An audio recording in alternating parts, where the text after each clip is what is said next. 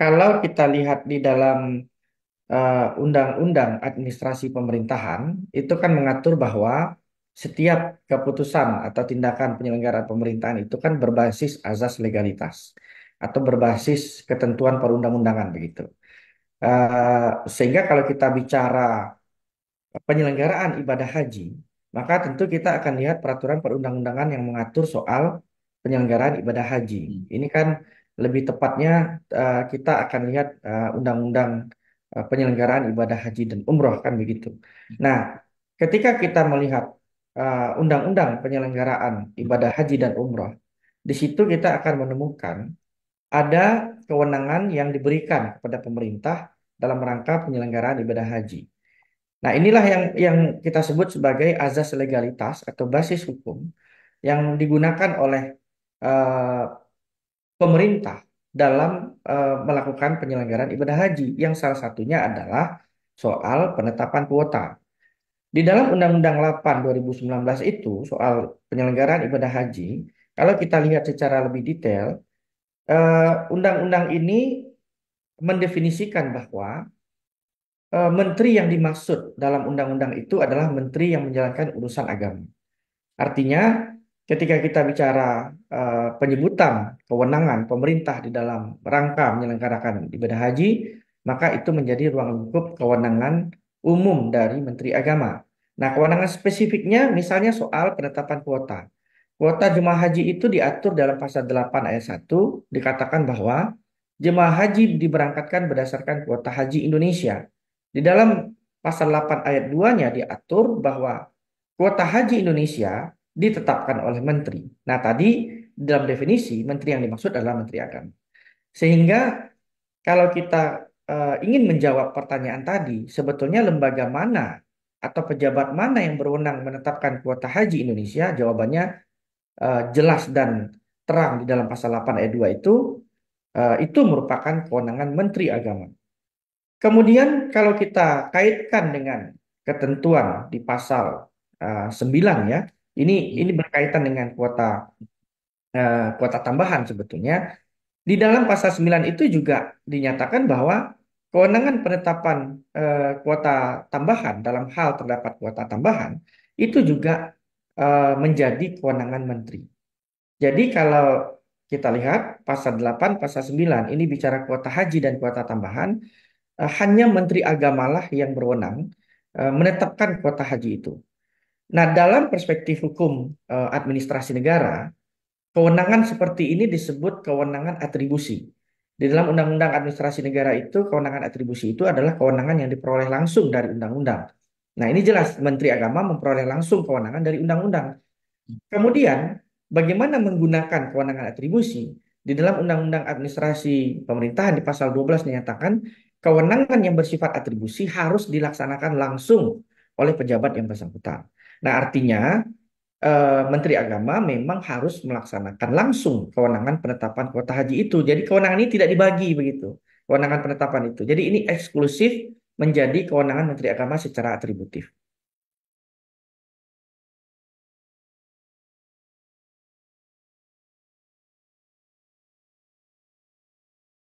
Iya, memang kalau kita bisa menjawab kewenangan penetapan kuota haji, sebetulnya kita juga bisa menjawab soal eh, ketentuan pasal 64 yang menyatakan kuota haji khusus sebesar 8% tersebut ya. Eh, kita baca di pasal 64 dinyatakan bahwa kuota haji khusus ditetapkan sebesar 8% dari kuota haji Indonesia. Nah, artinya frasa kuota haji khusus ditetapkan 8% itu kan artinya ada semacam batasan atau threshold kuota untuk haji khusus. Hmm. Nah, dari mana kuota itu diambilkan? Tentu itu pertanyaannya. Ya. Ketentuan pasal 64 itu menyatakan kuota haji khusus yang ada batasan 8% itu dihitung dari kuota haji Indonesia. Atau dalam pengertian dihitung dari kuota dasar yang merujuk pada pasal 8 ayat Hmm. 1 dan ayat 2. Jadi menghitung 8% itu dikaitkan secara sistematis dengan ketentuan pasal 8 ayat 2 soal kewenangan menteri menetapkan kuota haji Indonesia atau dalam bahasa saya ini kuota dasar ya, kuota Hmm. default. Hmm. Kemudian dari situlah dihitung 8%. Nah, bagaimana dengan ketentuan pasal 9 yang mengatakan ada kuota tambahan? Apakah Hmm. pasal 64 8% itu Ya. juga dihitung dari kuota tambahan? Nah, Hmm. ini tidak demikian maknanya. Karena Hmm. pasal 9 itu bukan pasal default. Pasal Hmm. 9 itu bukan pasal pokok soal kuota. Pasal 9 itu adalah pasal alternatif karena pasal 9 baru bisa diterapkan jika ada penambahan kuota. Ini tidak Hmm. pasti begitu ya. Ya. Hmm. Sifatnya alternatif. Nah, sehingga angka pasti 8% itu tidak bisa disandarkan pada sesuatu yang tidak pasti. Hmm. Pasal 864 itu angkanya pasti 8%. Ya. Dari mana Hmm. diambilkan? Dari kuota haji yang Betul. pasti yang diatur dalam pasal 8. Nah, Hmm. ketentuan pasal 9 soal kuota tambahan ada atau tidak ya, berapa jumlahnya itu di luar pengaturan atau jangkauan pasal 64. Karena sifat ketidakpastian pasal 9 tadi kan ini bergantung sepenuhnya kepada dalam tanda kutip bahasa saya itu kemurahan hati atau kebaikan dari pemerintahan kerajaan Arab Saudi apakah memberikan kuota tambahan atau tidak. Tapi Hmm. kalau untuk pasal 8 kuota dasar itu sudah pasti gitu ya. Nah, cara kita mengukurnya dari pasal 8 tadi, 8% itu. Nah, sepanjang penentuan kuota haji khusus alokasinya sudah 8%, sebagaimana ketentuan pasal 64 yang diambilkan dari kuota dasar, maka menurut saya, dan itu ditetapkan oleh Menteri Agama, dan maka menurut saya itu sah dan tidak melanggar ketentuan pasal 64.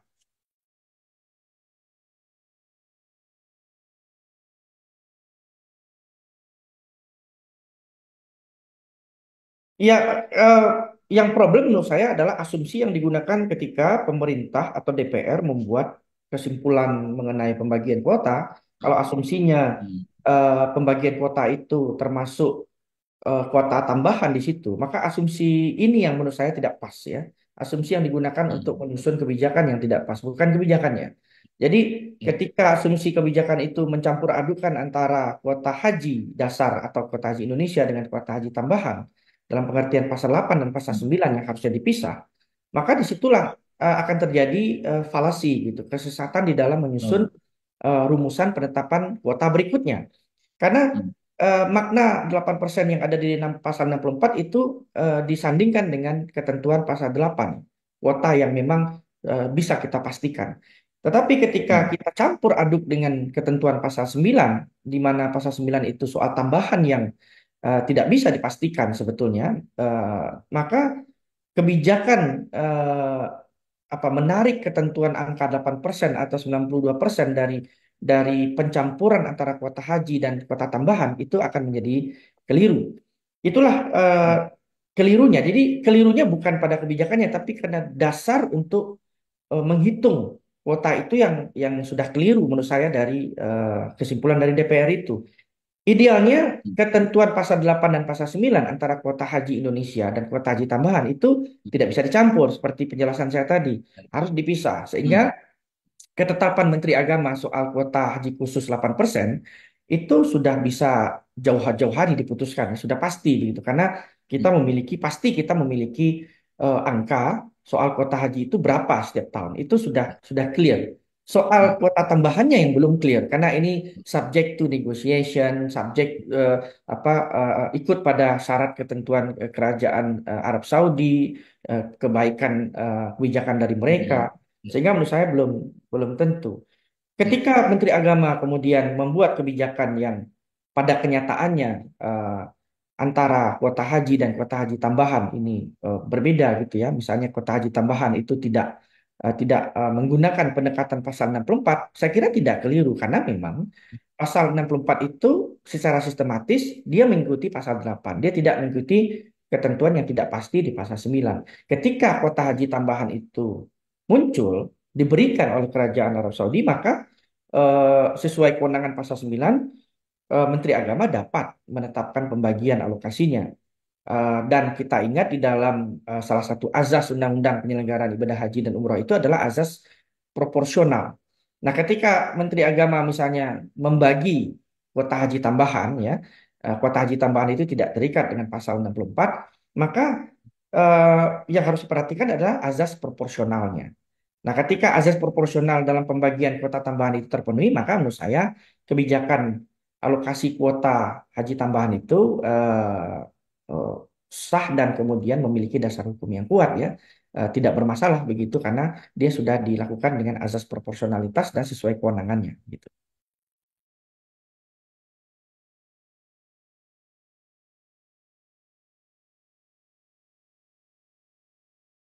Kalau kita lihat, kewenangan DPR itu ada di konstitusi, ya, pasal 20, 20A, kemudian ada di Undang-Undang 17 2014, Undang-Undang MD3 ya, kita mengenalnya dengan perubahan-perubahannya Hmm. dalam rangka legislasi, pengawasan, budgeting, ya, kemudian ada kewenangan penunjukan beberapa posisi pejabat negara dan lain-lain. Undang-Undang MD3 tidak mengatur ada kewenangan DPR soal penetapan kuota haji. Artinya di bidang Hmm. agama tidak sampai ke sana kewenangannya ya. Mungkin mereka punya kewenangan legislasi, tapi tidak sampai ke detail per program, apalagi soal kuota haji itu tidak ada. Tidak kita temukan di dalam Undang-Undang MD3 menjadi bagian dari tugas dan wewenang DPR. Kita lihat di undang-undang yang lain, apakah ada kewenangan itu diberikan oleh undang-undang yang lain, begitu ya, di undang-undang sektoral. Kadang ada undang-undang sektoral yang memberikan kewenangan tambahan pada DPR. Tapi kita lihat saja di Hmm. undang-undang penyelenggaraan ibadah haji dan umrah ini, 8 2019 ini, apakah undang-undang ini memberikan kewenangan tambahan kepada DPR? Ada kewenangan tambahan kepada DPR ya, yaitu kewenangan kita lihat di pasal 46, 47, dan 48 itu soal penetapan biaya penyelenggaraan ibadah haji atau BPIH. Ada kewenangan DPR di situ membahas bersama menteri ya, kemudian membahas usulan menteri dan kemudian penetapan. Tetapi ketika bicara kuota yang itu ada di pasal-pasal awal, pasal 8, itu pasal 9 itu kewenangan itu tidak dibagi. Dan di dalam mendefinisikan tugas-tugas DPR dalam Undang-Undang Penyelenggaraan Ibadah Haji dan Umroh juga tidak ada disebut kewenangan DPR ikut campur di dalam penetapan kuota. Jadi DPR itu Hmm. berwenang dalam hal pengawasan ya. Kuota Hmm. pengawas eksternal itu ada. Kemudian BPIH tadi biaya itu ada, tapi yang lain tidak ada. Jadi sangat terbatas kewenangan DPR itu berdasarkan undang-undang.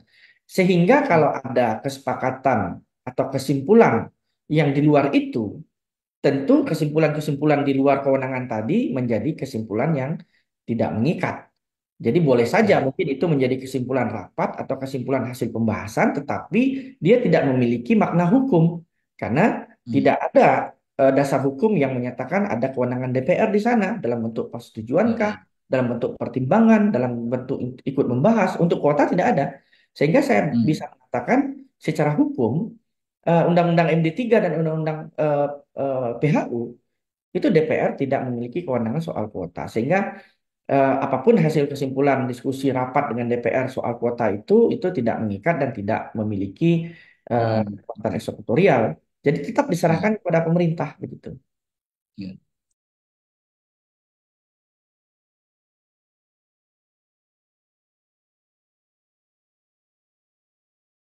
Baik, eh, pada prinsipnya sebetulnya ke, kepada prinsipnya dalam Undang-Undang Administrasi Pemerintahan itu kalau ada kebijakan yang berubah ya atau ada revisi atau ada perubahan minor begitu dalam sebuah kebijakan, maka harus ada alasannya.